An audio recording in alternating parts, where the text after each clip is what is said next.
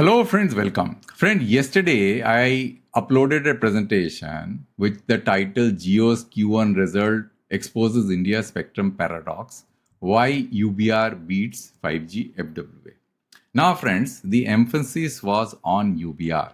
Why I emphasized on UBR? Because Reliance Jio in their presentation to the investor, in this presentation, in this time slot, Shri Anshubar Thakurji in 39.39 3935 and 10226, this particular slot, he emphasized on UBR technology as if that this technology is an Indian innovation which will unshackle Reliance constraint of scaling up FWA, because Reliance has been pushing their Geo Air Fiber big time. So he has positioned UBR as a innovation which Jio has been able to master, and the whole world is looking at that innovation. And he gave various reasons for that. And what did I do? I, using this reference of Jio going into unlicensed spectrum band, which is 5 gigahertz, and leaving aside the licensed spectrum, which is 3.5 gigahertz band, where 5G FWA is positioned, I made a conclusion that India's spectrum policy is faulty, right? There is a paradox, and therefore UBR, Jio's push for UBR proves that Government of India has to unwind their spectrum policy and they have to do some major overhaul. So that was the purpose of this presentation, and you can have a look at this video, and I'm going to paste a link in the description of this video. Now friends, why I'm doing this video? Today we are going to analyze Jio's claims about UBR scalability, whether whatever that they are saying, whether they will be able to meet those expectations or not. Now, how do I do that? Because I have no clue how the UBR technology works, but I have some reference points. What are those reference points? UBR works in 5 gigahertz band. 5 gigahertz band is anchored around some DOT rules, and those rules cannot be bypassed. So I know that. I know the various constraints. I know the fragmentation of the 5 gigahertz band, how the band has been fragmented from a structure frequency point of view as well as from a power transmission capability point of view, right?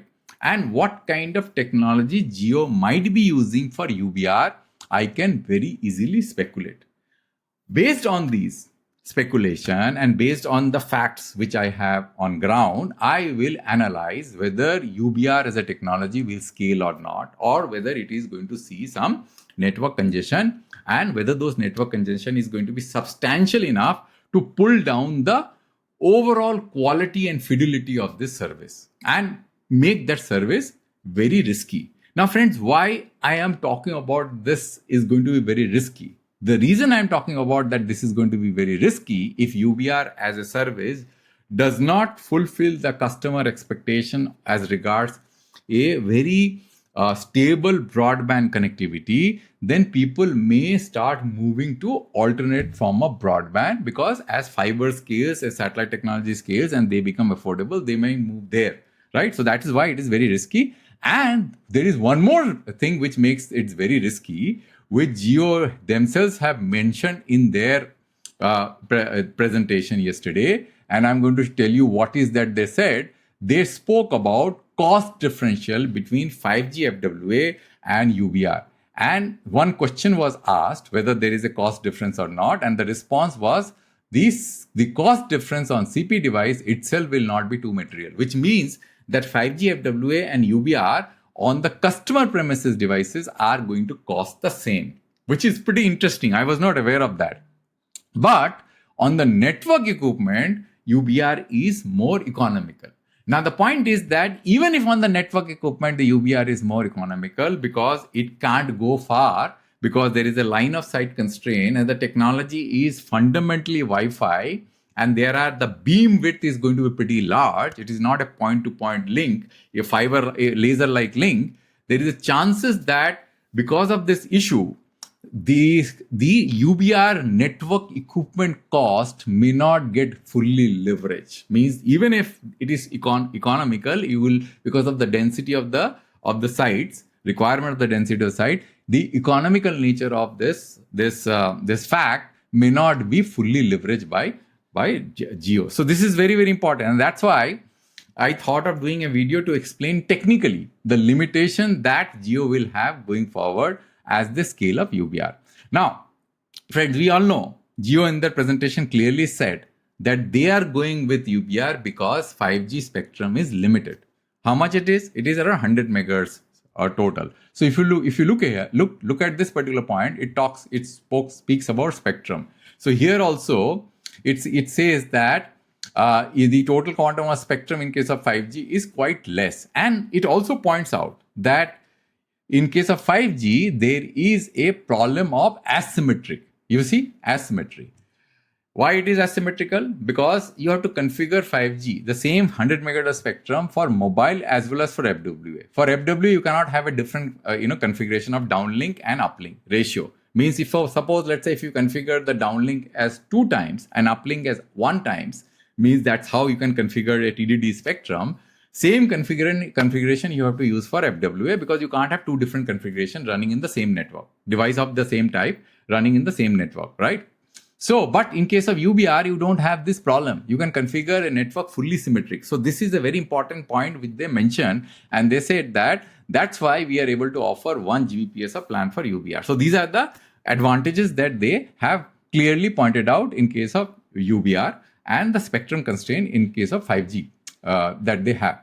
Now, because we know the constraint, and therefore, friends, I would now like to analyze that whether UBR can scale or not, given what the facts we know and what they have positioned UBR as a better technology compared to 5G as regards FWA is concerned. Now, friends, this is the title of the presentation that I am doing now. Geo's UBR technology, the promise, the reality, and the challenges. So we will explore these questions. First, we will explore why Geo bets on UBR and whether there is a future viability and whether it will be a constraint or not. So what is UBR? UBR is unlicensed band radio. It works on 5 gigahertz band. Why Geo is positioning UBR as a better technology for 5G FWA? We have answered some of them. Some of the points we have already answered. We will talk about the technical and business constraint of UBR, and can UBR scale to 500 million homes, which Geo is talking about. So why Geo promotes UBR? Just as a recap, because 5G spectrum has only 100 megahertz, out of which around 20 or 30% has to be given to mobile. So you are left with only 70 megahertz, whereas UBR has got 605 megahertz spectrum. So we will answer this question, whether this 605 megahertz spectrum can be fully leveraged or not, or whether it's going to be a fraction. That is what we are going to answer. Then the configuration symmetry we already discussed. UBR can do 1:1. 5G, the downlink and uplink ratio has to be configured. Mostly it is 2:1 because the mobile cannot be 1:1. Otherwise, the whole spectrum configuration is going to be very, very suboptimal. You will end up wasting because you download more, upload less. In case of mobile, same configuration you have to keep for FWA. You can't have 2 different configurations. Fiber-like speed, 1 Gbps. What they are claiming, and they can go up to 2.5 Gbps in field test. Full technical ownership for UBR, hardware and software stack by GBO. Cost advantage, they are saying that there will be 0% SUC, and the SUC impact is pretty large because of the backhaul cost. People don't know, they think that SUC is less, but if you add the backhaul SUC, right, of E-band and the MWA spectrum, it kind of reaches around 3 to 3.5%. So SUC definitely is going to be an advantage as regard UBR is concerned. Key differentiation of versus 5G FWA. Spectrum we already mentioned. Traffic configuration we already mentioned. Dedicated bandwidth, easily allocated per customer. Regulatory saving, it's a no SUC. License fee is there, but there is no SUC. Now let's talk about the challenges and what facts we know. Because we don't know what this UBR technology is all about, but we know on which spectrum it is running and what kind of rules that spectrum is constrained by DOT. We know that, right? And we also know that they will not fundamentally clear a new technology. They will leverage an existing technology, which is Wi-Fi. So we know all these things. And we also know what kind of power regulations exist, right, in 5 gigahertz band.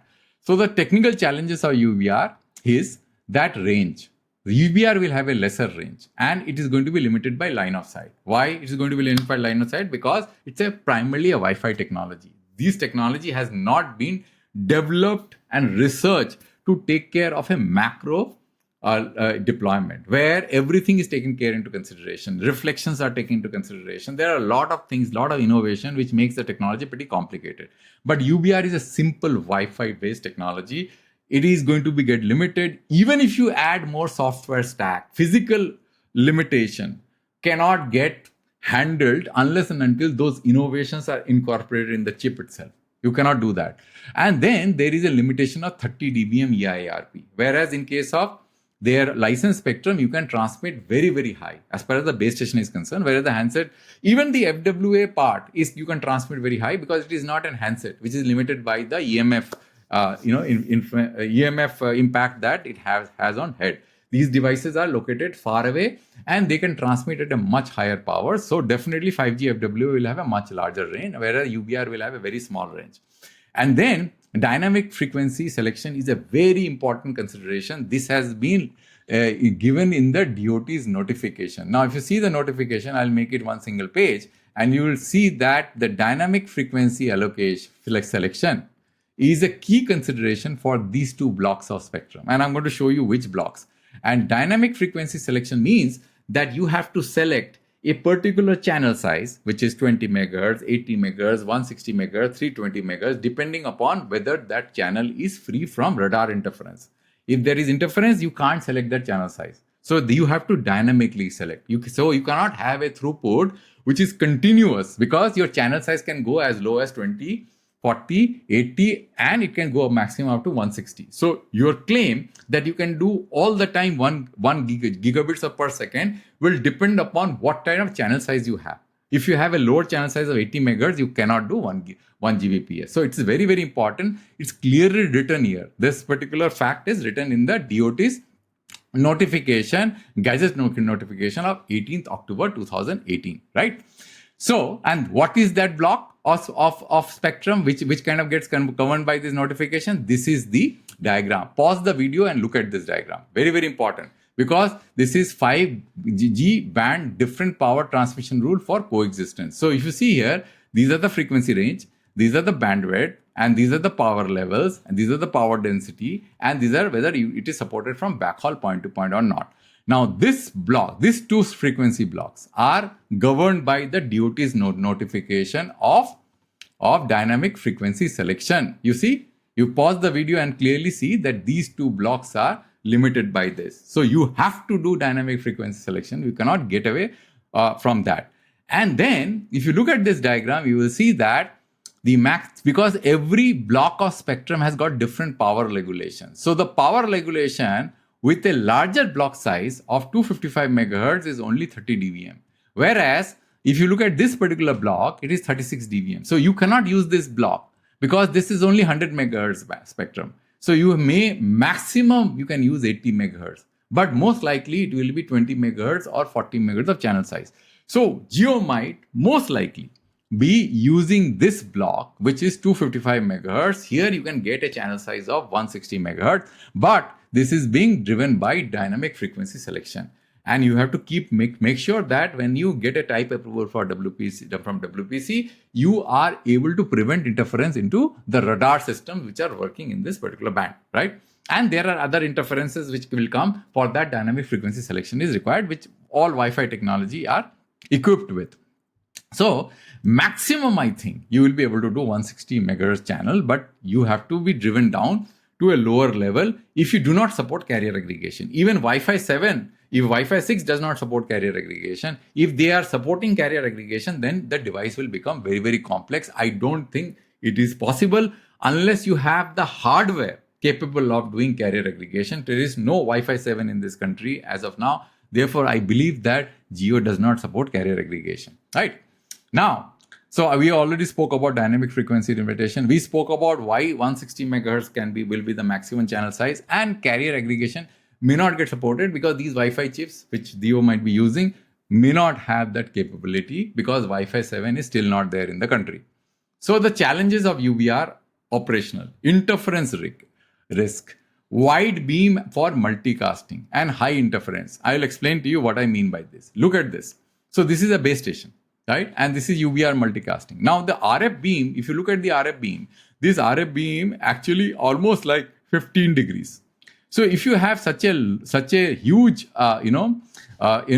huge width of RF beam, then there is a spillover into adjacent RF beam is pretty large. And there, if somebody else is transmitting in the same spectrum, because this spectrum is going to be common for all, it is not going to be yours. So if you are giving a broadband connectivity to a particular house and you are using a system like this, and somebody is interfering with that particular channel at that time where the transmission is taking place, your speeds can go down in a very unpredictable manner. You cannot guarantee any SLA to anybody. And this lack of guarantee of SLA will become more prominent as the network become more loaded, because all these kind of interference will become very prominent, and the technology doesn't have the capability to manage these interference unless and until you keep on doing frequency hopping. But you may not be willing to do frequency hopping. Once you select a channel size of 160 megahertz, you want to hold on that channel, because frequency hopping will make things much more arbitrary and unpredictable. And therefore, if you are holding a particular channel size of 160 megahertz, then the likelihood of interference in the channel size is pretty high, right? Given the wide nature of this beam, right? So this is very important. Interference risk of wide nature of the beam is going to make it interference. It will make it interference prone. Then congestion risk, harder to find a clean 160 megahertz of channel, which we already explained. There is no SLA guarantee, cannot control interference in the unlicensed band. So that's with the advantage of a licensed band. Now, the reason Jio is going to unlicensed band, because licensed band spectrum is very costly. They already paid 32,000 crores for their 100 plus megahertz of spectrum in 3.5, which is a huge cost. Just 100 megahertz, and of which they might be using only 70 megahertz. If they are using 160 megahertz, then they will be able to double the capacity. But there is no guarantee that this 160 megahertz is going to be interference free, right? Because if the network gets loaded continuously, you can't say that other people should not operate, because this band is common for all, right? So why it will be Wi-Fi based technology? The reason it will be Wi-Fi based technology is because Wi-Fi is a technology which is being used in 5 gigahertz band. And if you invent a new technology completely and create a new multiplexing scheme, that is going to raise the cost of your technology significantly. Therefore, it has to be Wi-Fi, at least at the physical layer. You can put layers of software on top of it to kind of make it more efficient, but you can't change the physical layer. Physical layer is going to be fundamentally Wi-Fi, and with the dynamic frequency selection, you have to choose channels of these nature: 20, 40, 80, 160. This is the standard which Wi-Fi follows. Now, the long-term risk, scaling UBR to 100 million house will face a huge congestion issue, because the network is going to become extremely dense.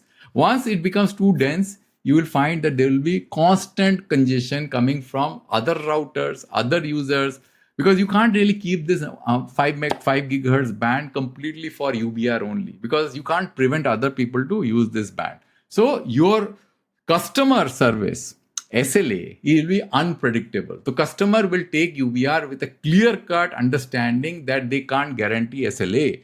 They have to live with lower bit, data speed if the network at some point of time faces congestion. So they have to acknowledge that fact. In case of 5G, that problem is not there. Then there is so the QoS risk is there, performance degradation over time, because the network getting overloaded. CapEx risk is going to be there, because as I told you, the CP device cost almost similar for 5G FWA as well as UBR. Even the optical fiber network equipment on a per line basis will cost similar. Now, what will happen if Jio spends so much of money in UBR, and let's say Bharti slowly scales their Wi-Fi, optical fiber OFC network, and people find, this network is not working, they get fed up and shifts to a different network altogether, then all their investment is going to collapse. So it's a very risky. When you make investment on this kind of technology, which cannot support SLA, guaranteed SLA, it is going to be risky, friends. So fiber or licensed spectrum is more sustainable. But the problem is that India has got a inverted spectrum policy. They like to keep spectrum fallow, right? And therefore, what happens is that when you keep spectrum fallow and you may raise the price of spectrum, you will see these kind of distortion in the market. So government is also responsible for all these problems, right? Now, if Jio says that, okay, let me use 26 gigahertz band, for UBR or LBR. The problem with 26 gigahertz band is that this spectrum is at a very, very high frequency. And therefore, the line of sight problem which Jio is facing today on UBR is going to escalate further. And that is going to be very difficult because the propagation of 26 gigahertz band is not going to be in 100 meters, right? So you will have to put large number of base stations in 26 gigahertz band. And then you need to come out with a technology which is compatible with the IMT. You can't just put everything on 26 gigahertz band. And therefore, the DOT has to work on that the technology to see out of band emission, etc. Everything has to be taken into consideration. So the final take is UBR is a innovative short-term strategy for rapid rollout, no doubt about it. But QoS cannot be guaranteed for long term. Very clear.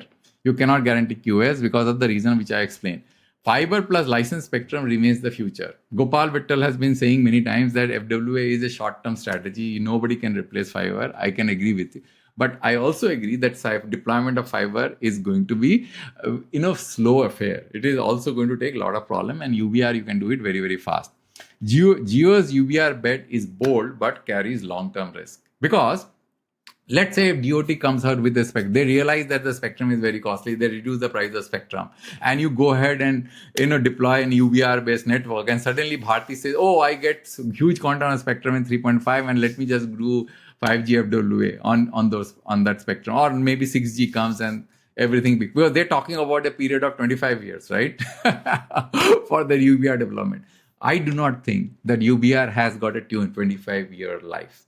If the government realizes that spectrum is India's spectrum policy is inverted, and actually licensed spectrum should be given at a reasonable price, which I have been saying from the beginning. It's an aberration that some operator who has been advocating of converting the whole 6G band to IMT band is now taking a reverse position and saying that we are going to use unlicensed spectrum and committing huge investment in an unlicensed band when they are themselves acknowledging in their transcript that the cost differential between licensed and unlicensed spectrum is not that huge. You see, cost difference on CP device is not be too material. They are saying that. Then in that particular case, the risk is very, very high, friends. So that's all, friends, I wanted to talk about in this video. I thank you for watching till the end. Hope that you like this video. And if you have a different view, let me know in the comment section.